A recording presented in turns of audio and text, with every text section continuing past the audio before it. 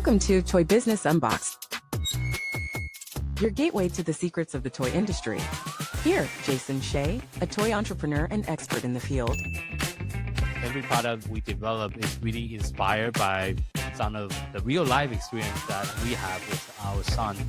60% of all toys last year were sold on Amazon, which is incredible. Be passionate about it because it's a road, it's a journey. Like when you have an idea that you think is like gonna somewhat like change the world, make things better, I'd say go for it. We'll guide you through the enchanting world of toy design, marketing, and manufacturing. Now let the unboxing begin. Welcome back to another episode of Toy Business Unboxed podcast. I'm your host, Jason. Today, we have a very special guest, Maxwell, co-creator of 3Doodler, a 3D printing pen that have been bringing a lot of creativity into the classroom, makerspace, studios, and home around the world. And he have launched several different other products since that original product, which was extremely successful when he first did his Kickstarter, which raised more than 2.3 million. So thank you so much for joining us on the podcast today and sharing your journey with us. Thank you, Jason. I'm delighted to be here. Yeah, so take our audience back. What was the original spark that become this whole businesses that you have? So originally, WobbleWorks, which is the company, we were creating concepts and inventions and then selling it to the toy industry. Yes. So we were actually in the middle of working on a project for it was Meccano before they were purchased by Spin Master. We were developing a new product line for them of a robot dinosaur series. Okay. And we were 3D printing one of the robot legs, one of the shell pieces. And it was like a 14-hour print. And this is way back in 2011, 2012. Oh, so 3D printers are not, the greatest thing at this point. Yeah. And the printer missed a layer. And it just kept on printing, as they did at the time. So we had two perfectly good pieces, and my business partner at the time, Peter Dilworth, was like, man, I wish you could just take the print head off and like join those pieces together. Why can't you do that? And we were kind of like, wait a minute, why can't we do that? And we're like, that'd be much faster. So we quickly catted something up. We printed out pieces. We dismantled the 3D printer. We kludged together this really rough, ugly thing with an Arduino and everything and way too much power. And then we did fix the robot leg. And we went, okay, meeting is saved. We can present the robot. And we're like, this is more fun.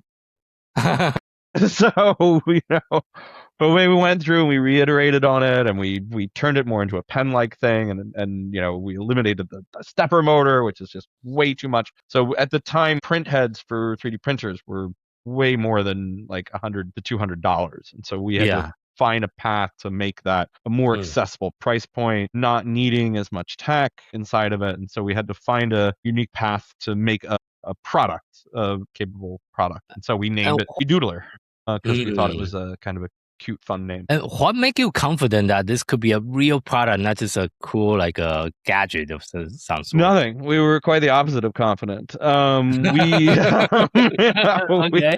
took it around to quite a number of our clients that we had been working with over the years. And I used to work at a company called WowWee doing toy robots and stuff like that. So that was really our focus. But we took it around to a number of different toy companies, and they all kind of said the same thing, which is, I don't get it.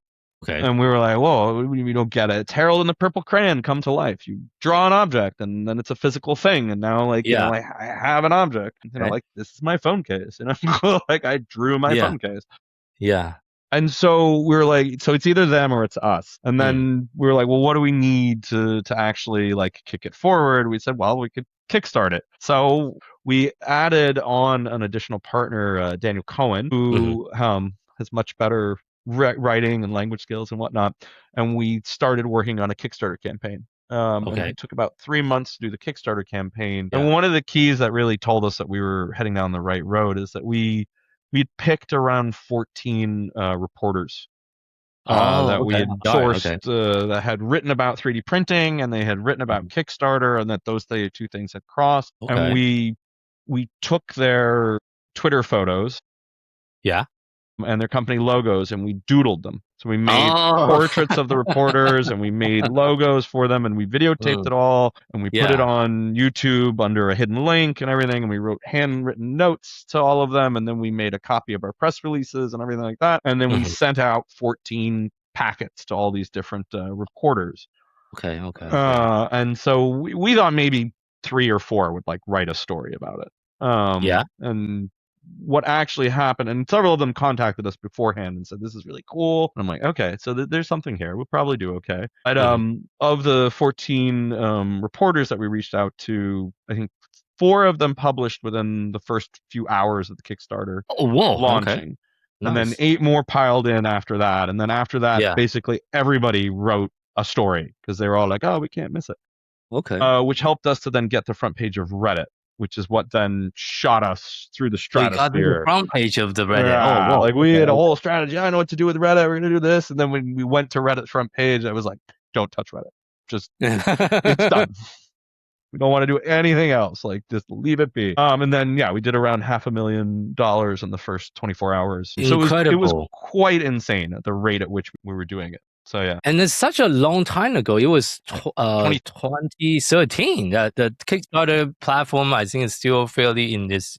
It was still relatively new. We still had to definitely explain to a lot of people that they were how to work pre-ordering, for lack of a better explanation, that they weren't getting shares in the company, that they weren't, all these different things. Different things. She's not my wife, but at the time she was my girlfriend, and she saw what was going on, and she actually went to her boss at her company, and she's like, I'd like to take a sabbatical to help my boyfriend out for like a month because he's just like so overwhelmed that he needs someone helping him out. And I was like, oh, that'd be great. And explained the whole thing and like what was going on and yada yada, and then said like I'd like to take the sabbatical, and her boss was like, okay, great, yeah, you can take a sabbatical. I thought you were gonna quit. I just have one question. What the heck is Kickstarter? And she's like, okay, you just didn't. It just all went straight over her head. This whole explanation of what's going on and how does it work. So yeah, it definitely, we were one of the higher campaigns at the time. Yeah. What I'm more proud is that we delivered on time and we delivered successfully, which is not a common thing for a lot of Kickstarter campaigns. Kickstarter campaign, yes, unfortunately. And then, I mean, you look at some other ones like Coolest Cooler, which was around like a year or two after us, and that was a $15 million campaign.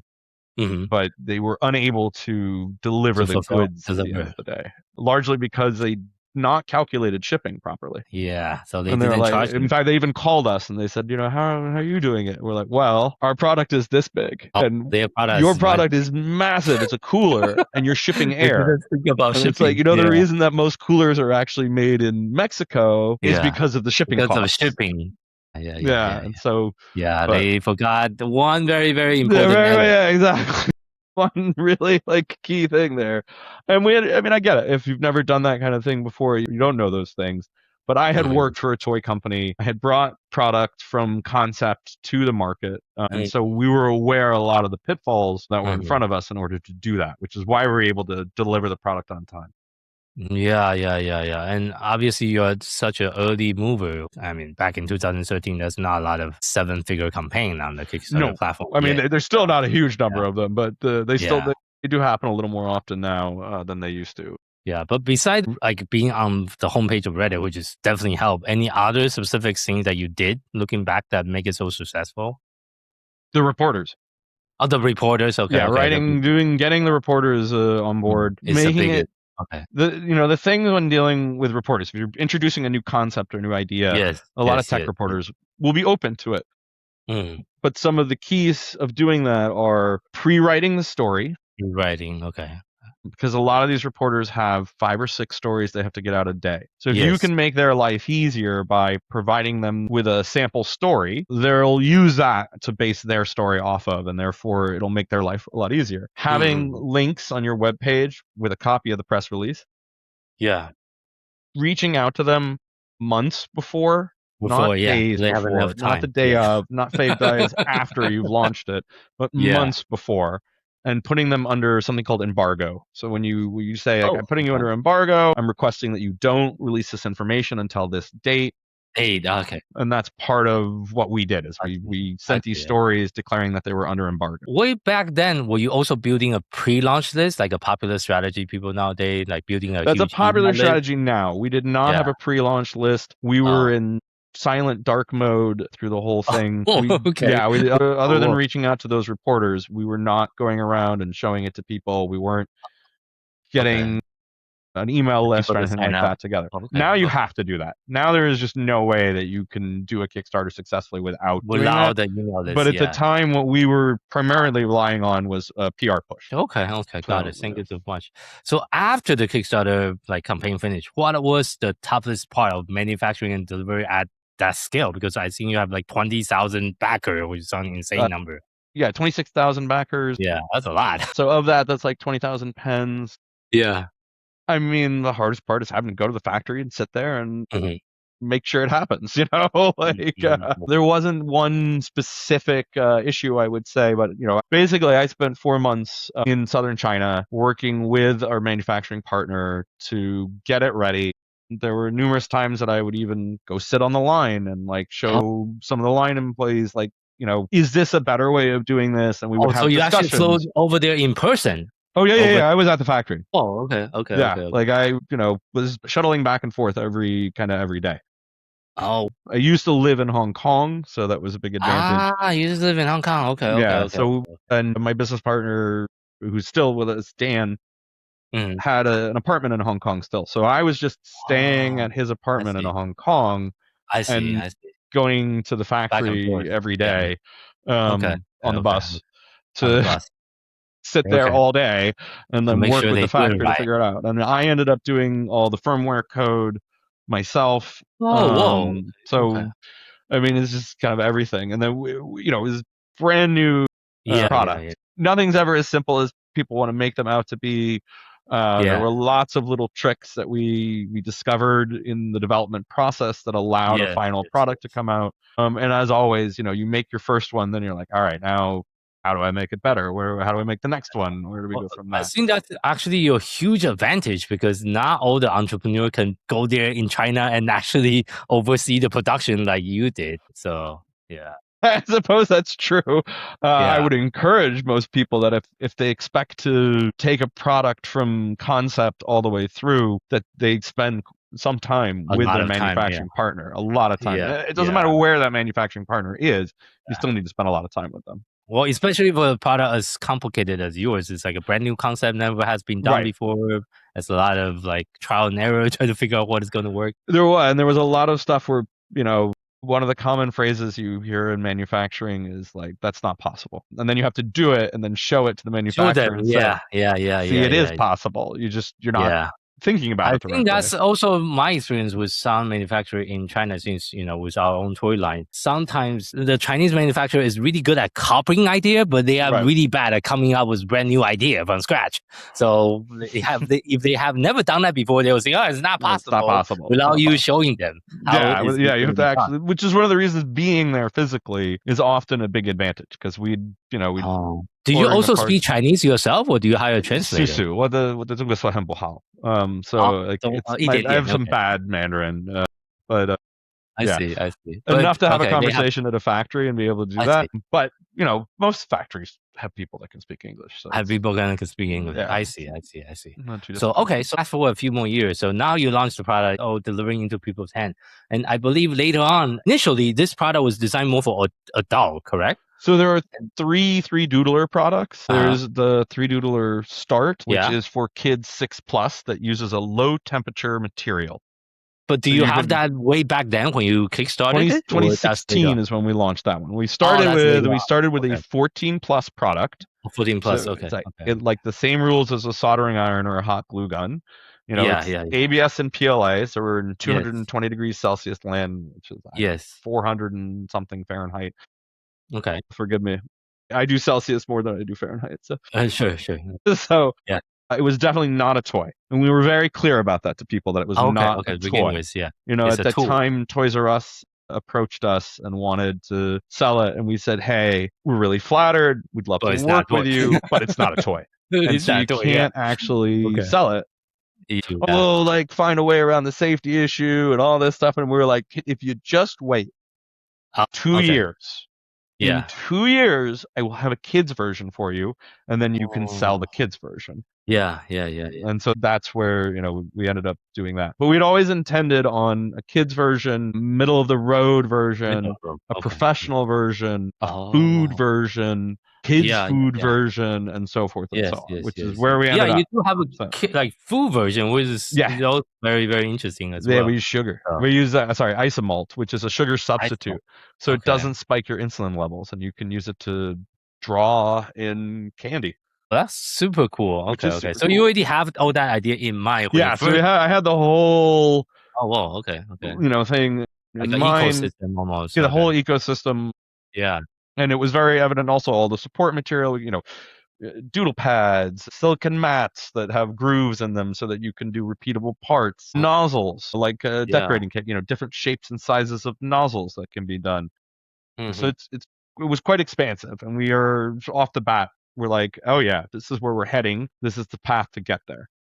And so we didn't start right away with the kids one. We first went from the 3Doodler, the original one, and then we created what we called the 3Doodler 2.0, and then the 3Doodler Create. And then we did the Create Plus, and then we did the Flow, and so forth and so on. I see. And I think you also make a special version for Star Trek. We did a Star Trek version.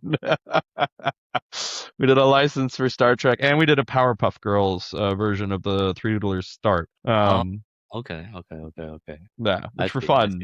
Not particularly great sellers, but they were fun. I see. Got it. And I think over the year, obviously, that is your hero product. That's kind of put your company to the map. I know over the year, you also developed other product over the year as well. Like, what is your vision for the company going forward? Are you launching more product going forward? We've already launched quite a number of different products over the year, but this year we were specifically launching something called Air Builders.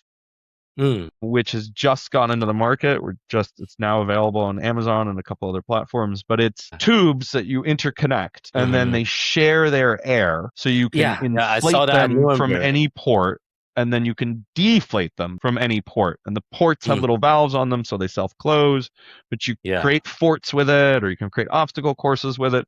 And the important part is, from a parental standpoint, you get your living room back in the evening, because you just suck the air out of the kid's structure, put it in the closet, and then at 6 a.m. they can, pull it back out of the closet and use the foot pump to reinflate the whole thing, and then just play throughout the day. So I'm very excited about the Air Builders. We're also just introduced MindFrames, which will be commercially available in Q4, which is a construction system where you can create wearables very easily. They're both rigid and flexible at the same time. So I'm very excited about those as well. I see. I think I didn't see that on the floor. Did you bring a photo? Yeah, it was there. Oh, it was there. Okay. No. The little kid. There was a kid in the corner that was made out of MindFrames. There's some other stuff, along those lines. I see. Okay. Got it. Well, sound very, very excited project for you and for the upcoming years to come as well. And as far as all those, the new product that you just mentioned, how is the market reception so far with the people you're talking to? I mean, we're just started out into both of those, and we're seeing a very good reception so far. So we're very excited to see where the products go from here. I see. Well, got it. Yeah, but congratulations on all the success that you have so far. And as well, kind of wrapping, I know you have a flight to catch, so I'm going to try to wrap it up. But looking back at your own journey, you have been doing this, for more than a decade now. If you have to share one piece of advice with someone that's also just getting started in the toys and game industry, what would that be? Go work for someone else first. Okay. I spent 4 years working at WowE. Yeah. I'm eternally grateful for everything I learned there, and how they allowed me to explore the toy space, learn how to do manufacturing, because I was living in Hong Kong at the time. Yeah. I could never emphasize enough to people, like, if you have some great idea, that's great. Keep it to yourself. And then go work for someone else that's doing something similar, so that you can understand all the pitfalls and the problems. And you get paid for it. So you get paid to learn what the problems are going to be and how to do it. How to do it before and then once you feel comfortable doing it, or you feel like you've learned, then there you go. The other thing is to never make product for yourself. Always make product for the end consumer. The first time I made a product, it was the Robo Sapien RS Media. Okay. And it was this crazy kludged thing where we put an ARM7 chip inside of this dancing robot and found these LCD phone screens and had Yeah. Java running on it, and it was programmable, and it had Oh, wow. Fancy. Linux embedded in it, and it had all this crazy stuff. Nobody Yeah. wanted it. Nobody wanted it. You know? It was this insane thing, and I'm like, oh, I built this for me. Yeah. My bad. Okay, that's so very yeah, good that was feedback. definitely those are the two biggest things: is don't build product for yourself, build it for the person that it's intended to. Or don't fall in love with your own idea without getting feedback. Yeah. And then you can't trust your friends and relatives to give you truly honest feedback. Like you know, if you have a child and you have a toy and you put it in front of them, they want to please you. They want to make you happy as their parent. So they're going to tell you it's great, probably no matter what. And your friends and family are also going to tell you it's great no matter what. That's true. So you have to really be sneaky about how you do it and see how you can get people's true reaction. Because you also don't want to like go tell the world about it, because then someone's going to take the idea. So, you know, I had a meeting one time with some colleagues, and I actually put MindFrames on the table. Yeah. And I didn't tell them what it was. I didn't say this is a product I want to explore launching. Nothing like that. Yeah. We just had our standard meetings, and they naturally picked these things up and started putting them together and fidgeting with them. And they were fidgeting with them for several hours until finally one of them broke down and said, all right, what is this and why am I playing with it? And I went, we call them MindFrames. They're, you know, this really fun construction fidget toy that you can make wearables and do all this crazy stuff with. And they're like, so what do you want to do? I'm like, I want to make it and sell it. And they're like, okay, we're convinced because we've been sitting here playing with it for hours. I was like, there you go. It's one of the ways that you can both convince someone but see. Now, if they hadn't played with it, or they played with it for 2 minutes and then put it down, I wouldn't have even brought it further than that. I would have said, okay, it's probably not a great, you know, it's not as great an item as I thought it was. But the fact that these two older gentlemen were playing with it, I'm like, they can find the fun in it. I know kids can find the fun in it much easier. Okay, very good point. I want to hear your opinion about this, because you're also a very prolific inventor. Let's just say you have another new product idea. When is a good time to actually start trying to get patent for it, like utility, design patent? Because that's also a very long and expensive process. It's a very long and expensive process. I have a number of patents, over a dozen patents to date. You know, when you have the solid concept, if you want to patent, if you decide that it makes sense to patent, and remember, a patent is the right to sue, not the guarantee that you'll win. Yes, so that's true. Even paying and going through the patent process doesn't guarantee that you're going to then have this piece of paper that's going to be successful. You can make still sure get that copy. You enforce it. You have to go through it all. Yeah. But I try to patent as early as possible. Oh, okay. Once the idea has been pretty solidified. Okay. In our heads. I mean, and we have a proof of concept. Kind of prototype. That's when I start talking to a patent attorney. Do you do both design and utility? I generally do utility patents because utility. Okay, utility are the stronger ones. If I was doing a design patent, then I would wait all the way till we're about to hit go on production. Oh, so okay. At the time that you're about to do tooling, that's when you do a design pattern, because the scenes is still kind of changing too. Right. So. There can always be shifting here. You make, a button moves there or something like that. So design patents you want to do all the end. Design patents are effective, but they're not as effective as utility. Hard to enforce. Yeah. It's hard.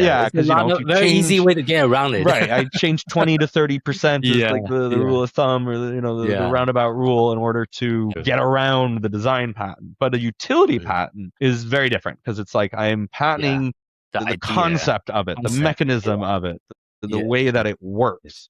And therefore, it doesn't matter what shell you put on it. Yes. It's still going to do that. I mean, we have the patent for 3D pens. Yeah. It's been a very effective patent for us. Okay. But that's not always the case. So you really do have to decide whether it's worth it. I mean, a patent from start to finish. Mostly focusing on getting it for US, or do you try to get patent? No. You want. There's a whole world to sell to. So you do want to get major markets. So it's called a PTC. You can do a patent highway to get it in other things. So EU. We often EU, the rest of North America, Canada, Mexico. I highly recommend the EU, Japan, China. because then you can yeah. take actions within China to try and prevent things from leaving China. Oh, okay. So there's a lot of different. Australia is a relatively easy Yeah. one to add on to that. There are some people that are really big on doing patents for Israel because there are a Okay. lot of Inventors? in no Israel? tech companies that A have tech company. offices in Israel. I see. So, if you think Intel would be interested in it, or if you think GE or something like that would be interested in it, some people do the Israeli patent system and then they can sue most of the major companies through the Israeli Oh, court. I didn't know that. Yeah, Okay. Is it was a cheaper to popular get strategy. compared to It US? is a bit cheaper than the United States. So Than US. Okay. it's an okay. option. Yeah. Yeah, it depends on what you're doing, how you're patenting it when you want to patent it. I see. But I didn't utility know that patents are the strategy. gold standard that you want. And you want a nice utility patent that really covers as much as possible and is as broad as possible to the Yeah. concept that you're bringing to market. Got it. Oh, that's a really good piece of advice, and I learned something new as well. And expect to Myself. spend, just Yeah. to get the patent out of the door, expect to spend in the United States between $20,000 to $40,000. Yeah, It's it is quite not expensive. cheap. And then you Yeah. have to defend. I mean, you have to do a lot of other stuff. By the Enforce it, time you're too. all the way through and done, you're looking at $50,000 to $100,000. Yeah. So it's yeah. quite the capital investment. It's got to be Yeah, and worth it. I guess for more scrappy inventor out there, when is the stage do you actually advise them to, okay, time to spend this 30K on this product idea? Do you want to do the Kickstarter first and then get No, a patent? you if you don't can't. have the money? If you do the Kickstarter first, you then can't patent it. You've disclosed. Oh, true. So, you need to, you have before. to be very careful about that. You want to Yeah. do it. You have to really believe in the item, Mhm. and do it. We And did so our you have patent. like a year once the idea is out there to still patent it, right? You have like 12 months or something? It's arguable. It's arguable. It's generally no. Like you've Oh, disclosed it, and therefore you have given up your rights. There used to be an inventor's patent, which is just not effective anymore, where you could like do a write-up, a descriptive. It didn't have to be in legalese, and then you would submit that as kind of a placeholder. That was changed in That's changed already? 2014. Oh, really? So it's not as an effective process anymore. So generally speaking, you have to file a full-fledged patent application for it to really be considered at this point. But if it's granted, assuming you get through the arguments and everything like that with the patent office, then you have the patent, and now you can start enforcing the patent after 3 years of waiting for the patent to come to fruition. To come to to get approved would take a while. Yes. They Okay, do take time. Yeah. Sorry. Well, thank you for sharing all that, and that I think that's also a very important thing to consider for the inventor that's listening to our show as well, that's currently working on their own toys or game ideas. So as we're kind of wrapping up today, if our listener want to learn more about you, your company, where is the best place for people to find you online? You can find us at 3doodler.com for all of the 3Doodler related product, or WobbleWorks.net for all of our product. We sell on Amazon, we sell in Walmart, we sell in Target is also a great place too if you wanted to actually pick up. So we're in most major retailers in the United States. Okay.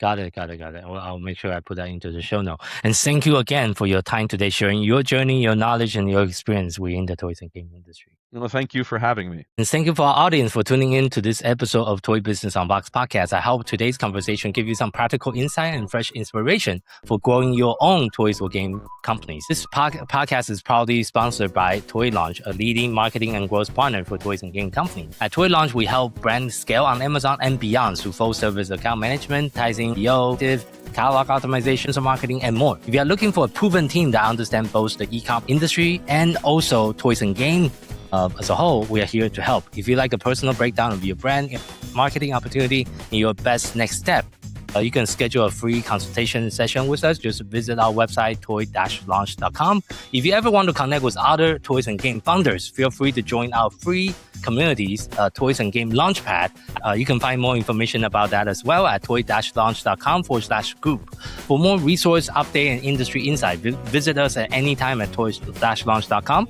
Until next time, keep innovating, keep creating, keep bringing joys to toys. This is Jason Shea signing off on the Toy Business Unboxed podcast. We'll see you in the next episode. Thank you so much, everyone.